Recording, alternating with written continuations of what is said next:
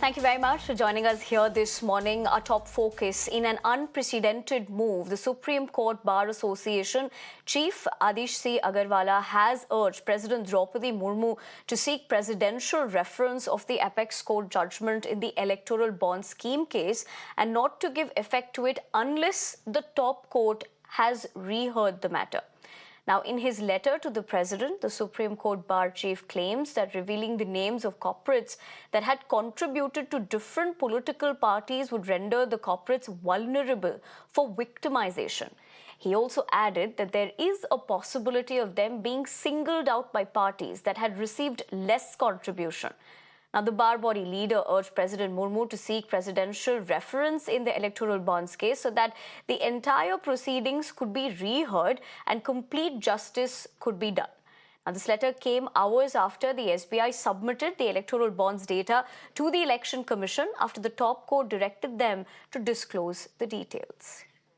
Harish, my colleague, joins me for more. Harish, very good morning. Interesting turn of developments here. What is something that we can expect next to happen in this particular case? Yeah, first and foremost, we did not attach much importance to this letter because, in fact, it was Adish Agarwala had written this in the capacity of being the president of the All India Bar Association, which is a lesser-known body, not as important as the Supreme Court Bar Association, which represents thousands of advocates who practice in the Supreme Court.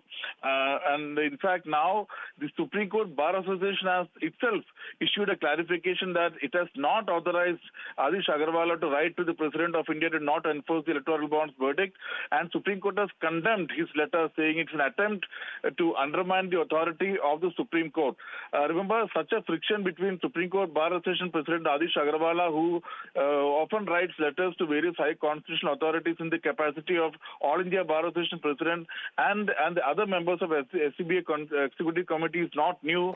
Recently, he wrote a letter to the Chief Justice to suo moto intervene in farmers' protest issue and take action against farmers, calling it politically motivated. Then several Supreme Court Bar Association members also sought his removal after it.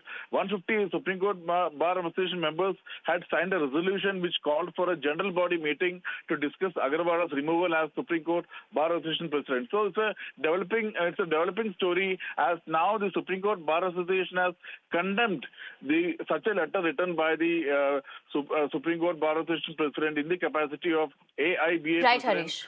to the President. Back to you.